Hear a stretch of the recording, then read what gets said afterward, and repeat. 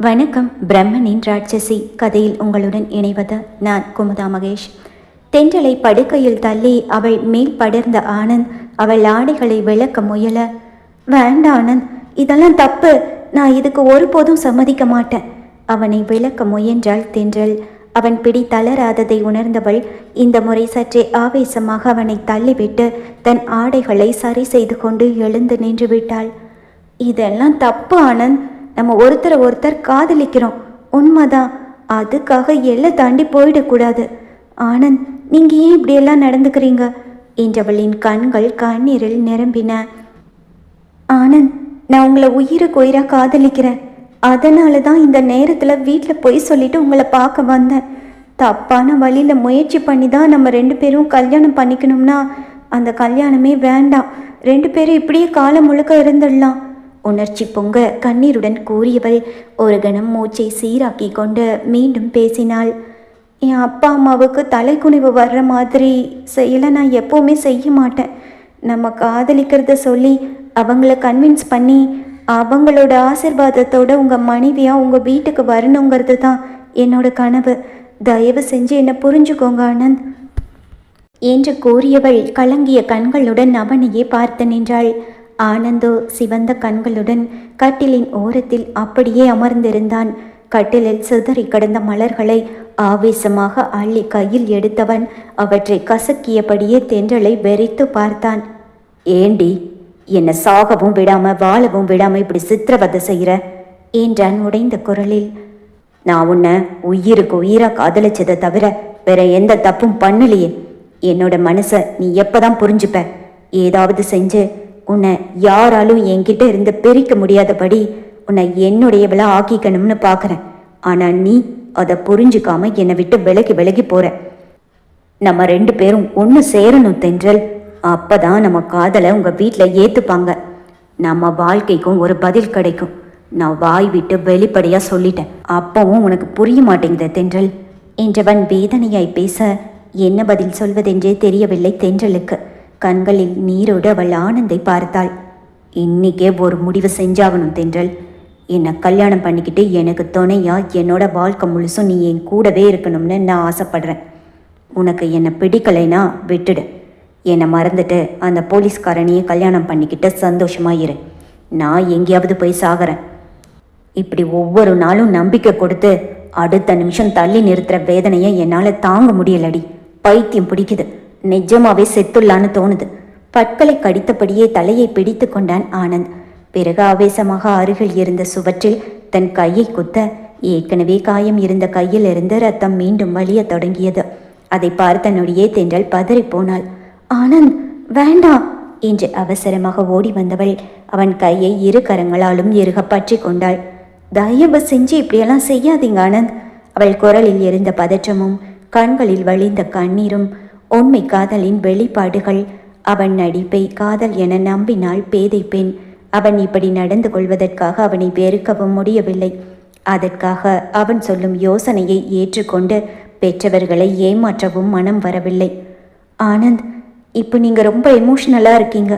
இந்த நிலைமையில் நம்ம எதுவும் பேச வேண்டாம். நான் கிளம்புறேன். நாளைக்கு வந்து உங்களை பார்க்குறேன். எதை பற்றியும் யோசிக்காமல் நல்லா தூங்கி ரெஸ்ட் எடுங்க என்று கூறிய தென்றல் ஒரு நொடி கூட தாமதிக்காமல் கிளம்ப தயாரானாள். 2 அடிதான் எடுத்து வைத்திருப்பாள். வெளியே திடீரென்று ஏதோ சலசலப்பு குரல்கள் கேட்பது போல இருந்தது. படிக்கட்டுகளில் பலர் வேகமாக ஓடி வரும் காலடி சத்தம். சீக்கிரம் அந்த பக்கம் பாருங்க, யாரும் வெளியே போயிடக்கூடாது. ஒவ்வொரு ரூமையும் செக் பண்ணுங்க என்று அதிகார குரல்கள் அடுத்தடுத்து ஒலித்தன. ஓடிக்கொண்டிருந்தவர்களின் பூட்ஸ் கல்லடி சத்தமும் கதவுகள் பலமாக தட்டப்படும் சத்தமும் தொடர்ச்சியாக கேட்டுக்கொண்டிருக்க ஏதோ சரியில்லை என்பது மட்டும் புரிய தென்றல் அதிர்ச்சியுடன் ஆனந்தை திரும்பி பார்த்தாள். ஆனந்த், என்ன சத்தம் இது என்ற குழப்பத்துடன் முணுமுணுத்தவள் அரை கதவை திறந்து மாடி வள்ளித்தடத்திற்கு வந்தாள். கைப்பிடி சுவரை நெருங்கி கீழே எட்டி பார்த்தாள். அடுத்த நொடி திகைப்பில் கண்கள் பெரிதாக விரிந்தது. கீழே கம்பீரமாக நின்று போலீசாருக்கு உத்தரவுகளை பிறப்பித்து கொண்டிருந்தான் பிரம்மா. தென்றலின் முகம் வெளிரி போனது. தென்றல், யாரது, என்னாச்சு என்று கேட்டுக்கொண்டே ஆனந்தும் அவன் பின்னால் வந்து நின்றான். லாட்ஜ் முழுவதும் போலீசார் சூழ்ந்திருந்தனர். தென்றலுக்கு எதுவுமே புரியவில்லை. ஆனால் கீழே என்ன நடக்கிறது என்பதை ஒரு பார்வையிலேயே புரிந்து கொண்டான் ஆனந்த். அந்த லாட்ஜில் என்னென்ன சட்ட விரோதங்கள் நடக்கின்றன என்பது அவனுக்கு நன்றாகவே தெரியும். போலீசாரை பார்த்துவிட்டு தென்றலை பார்த்தவன், தென்றல், இங்க நிற்க வேண்டாம், சீக்கிரமா உள்ளவா. அவள் கையை பிடித்து உள்ளே அழைத்துச் சென்றான். வேகமாய் கதவை தாளிட்டான். திடீரென்று அவன் நடந்து கொண்ட விதத்தை பார்த்ததும் தென்றல் குழப்பமடைந்தாள். என்ன ஆச்சு ஆனந்த்? எதுக்கு போலீஸ் வந்திருக்காங்க? அவள் புரியாமல் கேட்க உள்ளுக்குள் எழுந்த அதிர்ச்சியை முகத்தில் காட்டாமல், எனக்கு என்ன தெரியும், நானும் உன் கூட தானே இருந்தேன் என்று இயல்பாக சமாளித்தவன். தென்றல், இந்த நேரத்தில் அந்த போலீஸ்காரன் உன்னை இங்கே பார்த்துட்டானா உன் வீட்டுக்கு தெரிஞ்சிடும், அப்புறம் பெரிய பிரச்சனை ஆயிடும். தாடையை தேய்த்தபடி யோசித்தவன் அவசரமாக தன் கைபேசியை எடுத்து அதில் இருந்த ஒரு எண்ணிற்கு அழைத்தான். எதிர்முனையில் அழைப்பு ஏற்கப்படுவதற்காக காத்திருந்த அவனது முகத்தில் பதற்றமும் அவசரமும் கலந்திருந்தது. அழைப்பு இணைந்தவுடனே அவசரமாக குரலை தாழ்த்தி பேசினான் ஆனந்த். மாரி, நான் ஆனந்த் பேசுகிறேன். என்ன கீழே போலீஸ் ரெய்டா என கேட்டான். ஆமாம் என்று எதிர்முனையிலிருந்து பதில் வர, நான் ரூம் நம்பர் 207 மாட்டிகிட்ருக்கேன். கூட என் காதலியும் இருக்கா. எனக்கு அவசரமாக 2 செஃப் ட்ரெஸ் வேணும். யாருக்கும் தெரியாமல் சீக்கிரமாக எடுத்துட்டு வா. அவசரமாய் கூறிவிட்டு அழைப்பை துண்டித்தான் ஆனந்த். அடுத்த 2 நிமிடங்களிலேயே வெளியே போலீசார் அங்குமிங்கும் ஓடிக்கொண்டிருக்க அவர்களின் பார்வையில் சிக்காமல் சுற்றும் முற்றும் எச்சரிக்கையுடன் பார்த்து கொண்டே ஒருவன் மாடிப்படிகளை ஏறி வேகமாக ஓடி வந்தான். அரை கதவை மெதுவாக தட்டினான். கதவை திறந்த ஆனந்திடம், அண்ணா, 2 ட்ரெஸ் கிடைக்கல, ஒரே ஒரு செஃப் ட்ரெஸ் தான் கிடைச்சது என்று மூச்சிரைக்க கூறியவன் அந்த உடையை அவன் கையில் கொடுத்துவிட்டு ஒரு நொடி கூட நிற்காமல் மீண்டும் வேகமாக அங்கிருந்து ஓடிவிட்டான். கதவை மூடிய ஆனந்த் கையில் இருந்த அந்த உடையை பார்த்தபடி சில நொடிகள் யோசனையில் ஆழ்ந்தான். பிறகு ஒரு முடிவுக்கு வந்தவனாய் அந்த செஃப் சீருடையை தென்றலின் கையில் திணித்தான். இதை உடனே போட்டுக்கோ என்றான் அவசரமாக. குழப்பத்துடன் அவனை பார்த்தாள் தென்றல். ரூமை விட்டு வெளியே போனதும் வலது பக்கம் ஒரு சர்வீஸ் காரிடர் இருக்கும். அதில் நேராக போனால் ஹோட்டல் கிச்சன் வரும். அங்கே செஃப் மாதிரி அமைதியாக நின்றுக்கோ. போலீஸ்காரங்க ரைடு முடிச்சுட்டு போனதும் யாருக்கும் தெரியாமல் அப்படியே வெளியேறி வீட்டுக்கு போயிடு என்று அவசரமாக வழியை சொல்லி கொடுத்தான். தென்றலின் கைகள் நடுங்கின. ஆனந்த், அப்போ நீங்க என்று அக்கறை நிறைந்த குரலில் கேட்டாள். என்னை பற்றி கவலைப்படாத, நீ முதல்ல கிளம்பு, உனக்கு எந்த பிரச்சனையும் வரக்கூடாது என்று அவன் பேசி கொண்டிருக்கும் போதே வெளியில் போலீசாரின் காலடி சத்தம் மிக அருகில் கேட்டது. ஆனந்த், இது அந்த மாதிரியான லாட்ஜா? அப்புறம் ஏன் என்ன இங்கே கூட்டிட்டு வந்தீங்க? தென்றலின் குரலில் கொஞ்சம் கோபமும் கலந்திருந்தது. எனக்கு என்ன தெரியும் தென்றல், என் நண்பன் தங்கி இருந்தான். நானும் நல்ல இடமா இருக்கும்னு நினச்சிதான் உன்னை கூட்டிட்டு வந்தேன். இது ஒரு மாதிரியான லாட்ஜுன்னு எனக்கு முன்னாடியே தெரிஞ்சிருந்தா உன்னை இங்கே கூட்டிட்டு வந்திருப்பேனா சொல்லு நடித்தான் ஆனந்த். தென்றல், அதெல்லாம் பேச இப்போ நேரம் இல்லை, லேட் பண்ணாத, சீக்கிரம் நான் சொன்ன வழியில் போ.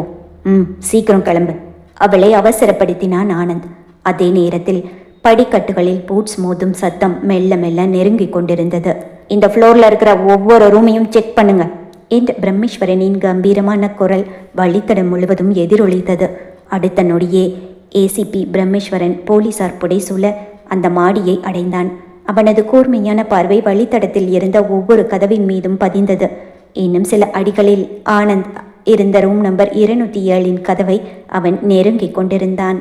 ஆனந்த், லாட்ஜ் ஃபுல்லாக போலீஸ்காரங்களாக இருக்காங்க, நீங்களும் என் கூடவே வாங்க, 2 பேரும் சேர்ந்தே இங்கேருந்து போயிடலாம் என்றவன் கையை பிடித்து இழுத்தாள் தென்றல். இல்லை, 2 பேரும் சேர்ந்து ஒன்றா போனால் கண்டிப்பாக மாட்டிப்போம் தென்றல், நீ முதல்ல போ, வெளியே போலீஸ்காரங்க வர்ற காலடி சத்தம் கேட்குது, சீக்கிரம் போ என்று சொல்ல செஃப் சீருடையை இறுக பற்றி கொண்டு குளியல் அறைக்கு சென்று அவசரமாக அந்த உடைக்கு மாறியவள் கதவை மெதுவாக திறந்து யார் கண்ணிலும் படாதபடி அவன் காட்டிய வழியில் வேகமாக நடந்தாள். கதவு மெதுவாக மூடப்பட்டதும் ஆழமாக மூச்சை இழுத்துவிட்ட ஆனந்த் நெற்றியில் வழிந்த வியர்வையை துடைத்து கொண்டான். லாட்ஜின் பெரிய கிச்சன் ஏரியாவை சென்றடைந்தாள் தென்றல். அது ஒரு பெரிய இடம் என்பதாலும் ஏற்கனவே போலீஸ் ரைடு வந்த பரபரப்பில் இருந்ததாலும் சமையலறையில் இருந்த செஃப்கள் யாரும் தென்றலை கவனிக்கவில்லை. அடுத்த சில நிமிடங்களில் கதவு பலமாக தட்டப்படும் சத்தம். போலீஸ்காரர்கள் வந்துவிட்டார்கள் என்பது ஆனந்துக்கு புரிந்தது. வெளியில் தைரியமாக இருப்பதைப் போல காட்டிக்கொண்டாலும் ஏற்கனவே பிரம்மேஸ்வரனிடம் வாங்கிய அடி ஞாபகத்திற்கு வர உள்ளுக்குள் உதறல் எடுத்தது அவனுக்கு. முகத்தில் எந்த பதற்றமும் காட்டாமல் கதவை திறந்தான். வாசலில் ஏசிபி பிரம்மேஸ்வரன் நின்றிருந்தான். அவனுக்கு பின்னால் 2 காவலர்கள் இருந்தனர். ஒரு வார்த்தை கூட பேசாமல் அறைக்குள் நுழைந்த பிரம்மா கழுகு பார்வையை அறை முழுவதும் சுழல விட்டான். அறையின் ஒவ்வொரு மூலையையும் கூர்மையாக அலசி ஆராய்ந்த பிரம்மேஸ்வரனின் பார்வை அலங்கரிக்கப்பட்ட கட்டிலையும் விடவில்லை. கசங்கி கிடந்த படுக்கை விரிப்பு, அதை அலங்கரித்த மல்லிகை ரோஜா மலர்கள், தரையில் உடைந்து சிதறியிருந்த கண்ணாடி வளையல் துண்டுகள். அதை அமைதியாக உற்று பார்த்த பிரம்மாவின் கண்கள் மேலும் கூர்மையடைந்தன. அங்கு ஒரு பெண் இருந்திருக்கிறாள் என்பதை அங்கிருந்த ஒவ்வொரு தடயமும் அவனுக்கு உணர்த்த, இதழ்களில் ஏளன புன்னகையுடன் ஆனந்தை பார்த்து புருவத்தை உயர்த்தியவன், என்னடா கட்டில்ல மல்லிகைப்பூ தூவி வச்சிருக்க, இன்னைக்கு உனக்கு ஃபர்ஸ்ட் நைட்டா என்று நக்கலாக கேட்டான். ஆனந்தோ, அதெல்லாம் ஒன்றும் இல்லை சார், சும்மாதான் என்று தடுமாறியபடி சமாளித்தான். சும்மாவா என்று உதட்டோரும் சிரித்த பிரம்மா, உனக்கு கல்யாணம் ஆயிடுச்சா என கேட்க, இல்லை சார், கூடிய சீக்கிரமே ஆக போகுது, பொண்ணெல்லாம் ரெடியா இருக்கு என்று அவனும் நக்கலாக பதில் கொடுக்க, ஓ அதான் கட்டில பூ அலங்காரம் பண்ணியிருக்கியா, என்ன ஃபர்ஸ்ட் நைட்டுக்கு ரிஹர்சல் பார்க்குறியா கண்ணடித்து கேட்டான். ஆனந்தோ பதில் பேசாமல் அமைதியாக நின்றான். என்னடா பதிலையே காணோம், உன் கூட இருந்தவ எங்க இருக்கா, கூப்பிட அவள என்று கேட்டுக்கொண்டே உடன் வந்த போலீசாரை நோக்கி, ஒரு இடம் விடாம தேடுங்க, அந்த பொண்ணு இங்கே தான் இருக்கணும் என்று உத்தரவிட்டான். போலீசார் உடனே குளியலறை, பால்கனி, அலமாரி என அறை முழுவதையும் சல்லடை போட்டு தேட, சார் நான் மட்டும் தனியாக தான் இருக்கேன், கூட யாரும் இல்லை, கையில் கொஞ்சம் அடிபட்டிருக்கு, அதான் ரெஸ்ட் எடுக்க வந்தேன் என்று கட்டு போட்டிருந்த கையை ஆனந்த் காட்டினான். அவனை தலையிலிருந்து கால் வரை ஒரு முறை அளர்ந்து பார்த்த பிரம்மா அவன் அருகே நெருங்கினான். உடம்பு சரியில்லைன்னு சொல்ற என்றவன் காற்றை முகர்ந்தபடி, ஆனா பெர்ஃப்யூம் வாசனை மட்டும் ஆளையே தூக்குது, என்ன வெளிநாட்டு பெர்ஃப்யூமா என கேட்டான். ஆனந்தின் நெற்றியில் வியர்வை முத்துக்கள் பூத்தது. யாருடா நீ, இங்கே எதுக்கு வந்த? சில நொடிகள் அமைதியாக அவனை பார்த்து கொண்டிருந்த பிரம்மாவின் கண்கள் திடீரென்று சுருங்கின. ஓ இப்பதான் ஞாபகம் வருது என்றபடியே ஆனந்தின் அருகில் சென்று கலைந்திருந்த அவன் சட்டை காலரை சரி செய்து கலைஞ்சிருந்த சட்டை பட்டன்களை அவனுக்கு போட்டுவிட்ட பிரம்மா, நீ தானே அன்னைக்கு நடு ரோட்ல என் வண்டியை மறித்து என்னை அடிக்க வந்தது? சட்டை பட்டன்களை போட்டு கொண்டிருந்தவன் ஆனந்த் எதிர்பார்க்காத நொடியில் சட்டென்று ஆனந்தின் கழுத்தை இறுக்கியபடியே சட்டை காலரை பற்றினான். ஆனந்த் மிரண்டு விட்டான். அன்னைக்கு என் கூட என் ஃபேமிலி இருந்ததால உன்னை விட்டுட்டு போனேன், எதுக்குடா என்ன அடிக்க வந்த என்றான் அழுத்தமாக. ஆனந்தோ தன் மேல் இருந்த பிரம்மாவின் கலியை விலக்கி விட்டபடியே, ஆமாம் அடிக்க தான் வந்தேன், ஆனால் நீங்கள் தான் என்னை அத்தனை அடி அடிச்சிங்க, நான் ஒன்றும் உங்களை அடிக்கலையே என்று திமிராக பதில் சொல்ல, என்னடா என்னையே எதிர்த்து பேசுறியா, என் முன்னாடி இப்படியெல்லாம் பேசக்கூடாது ஆள்காட்டி விரலை உயர்த்தி எச்சரிப்பது போல அவன் சொல்ல, உண்மையை தானே பேசுகிறேன், அதில் என்ன தப்பு என்று ஆனந்த் மீண்டும் வாயாட, சொல்லிக்கிட்டே இருக்கேன், ரொம்ப ஓவராக தான் பேசிட்டு போற என்றவன் ஓங்கி ஆனந்தின் கன்னத்தில் அறைந்தான். அவன் அடித்த வேகத்தில் ஆனந்த் தடுமாறி நின்றான். ஒரே அடியில் வாயோரம் ரத்தம் வலிய ஆரம்பிக்க கோபத்தில் துடித்த ஆனந்த், ஏசிபி சார், நான் யாருன்னு தெரியாம என்கிட்ட மோதுறீங்க, நான் யாருன்னு தெரியுமா, பொன்னம்பலத்தோட ஆள் என்று பற்களை கடித்தபடியே சேறினான் ஆனந்த். அவன் வார்த்தைகளை கேட்ட பிரம்மேஸ்வரனின் முகத்தில் துளி கூட பதற்றமோ பயமோ தோன்றவில்லை. மாறாக உதட்டோறும் ஏளன புன்னகை ஒன்று மெல்ல விரிந்தது. நீ பொன்னம்பலத்தோட ஆளா இருந்தா பயப்படுவேன்னு நினைச்சியா? அந்த ஆளோட பேரை சொன்னதுக்காகவே உன்னை உள்ள தள்ளணும். இன்னைக்கு தாண்டா சரியான ஆதாரமே கைக்கு சிக்கியிருக்கு, உன்னோட சேர்த்து அந்த ஆளையுமே தூக்குறேன். ஆனந்தின் சட்டை கலரை இன்னும் இறுக்கமாக பற்றிய பிரம்மா, ஸ்டேஷன்ல வச்சு பேசிக்கலாம் வாடா என்று அவனை தரவென இழுத்து செல்ல, என்னை எதுக்கு கூட்டிட்டு போறீங்க, நான் எந்த தப்புமே செய்யல, அப்புறம் எதுக்கு காரணமே இல்லாம நான் வரணும் என்று கேட்டபடியே ஆனந்தம் முரண்டு பிடித்து நின்றான். அதற்கு மேல் பொறுமையை இழந்த பிரம்மேஸ்வரன், போலீஸ்கிட்டையே சட்டம் பேசுற அளவுக்கு தைரியம் வந்துடுச்சா என்று சிறியபடி அவனை பிடித்து இழுத்து செல்ல ஆரம்பித்தான். சமையலறையில் இருந்து அங்கு வேலை பார்ப்பவர்கள் ஜன்னல் வழியே எல்லோரும் நடப்பதை வேடிக்கை பார்த்து கொண்டிருக்க, தென்றலும் வெளியில் நிகழ்வதை பார்த்து கொண்டு நின்றிருந்தாள். ஆனந்திற்கு எந்த பிரச்சனையும் வந்துவிடக்கூடாது என்று அவள் மனம் பதைத்தது.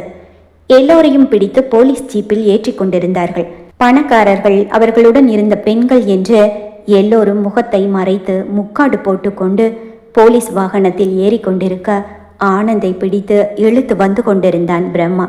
ஆனந்த் முரண்டு பிடிக்கும் போதெல்லாம் போலீசாரின் கையில் இருந்த லத்தி அதற்கு பதில் கொடுத்தது.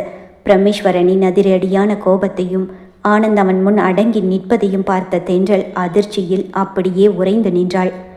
எனக்காகத்தான் அன்னைக்கு ஆனந்தை வர அடிக்க போனாரு, அதுவே இப்போ ஆனந்துக்கு பிரச்சனை ஆயிடுச்சே. குற்ற உணர்ச்சியில் தவித்தாள் தென்றல்.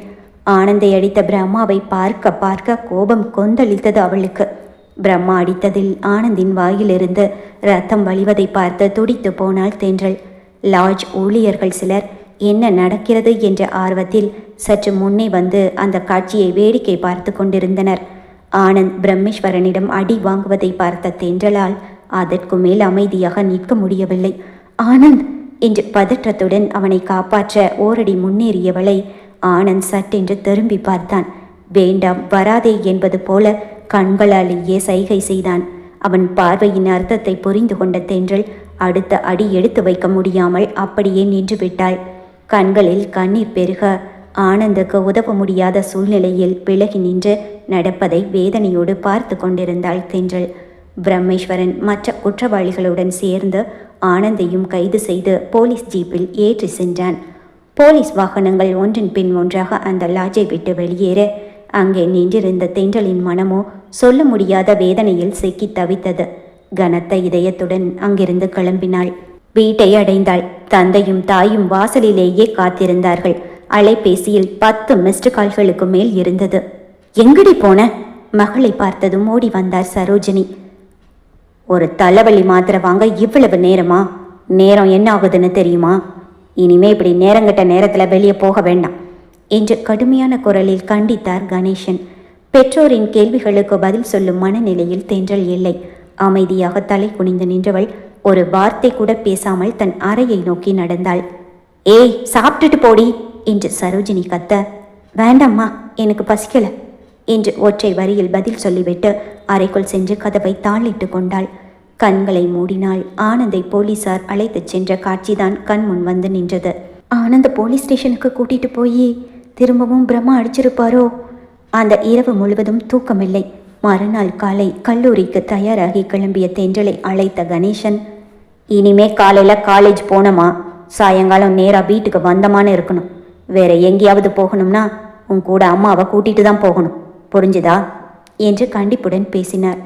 அப்பா, ஏன் திடீர்னு இப்படிலாம் செய்றீங்க? நான் எங்க போயிட போறேன் என்றவள் புரியாமல் கேட்க, கணேசனோ அவளது முகத்தையே கூர்ந்து பார்த்தபடி, நேத்து மாப்பிள்ளைய பார்க்க அவரோட ஆபீஸ்க்கு போனியா என கேட்டார். தென்றலின் முகத்தில் அதிர்ச்சி பரவியது. அப்பாவுக்கு இந்த விஷயம் எப்படி தெரியும்? பதற்றமான முகத்துடன் எச்சிலை கூட்டி விழுங்கிக் கொண்டே கணேசனை பார்த்தாள் தென்றல். உன்கிட்ட தான் கேட்குறேன் தென்றல், நான் கேட்டதுக்கு பதில் சொல்லு. எதுக்காக மாப்பிள்ளைய பார்க்க போனேன்? இம்முறை அழுத்தமாக கேட்டார். தென்றலிடமிருந்து பதில் வராமல் போக, எனக்கு தெரியும், நேற்று நீ காலேஜில் பர்மிஷன் போட்டுட்டு ஆட்டோவில் ஏசிபி ஆஃபீஸுக்கு போயிருக்க.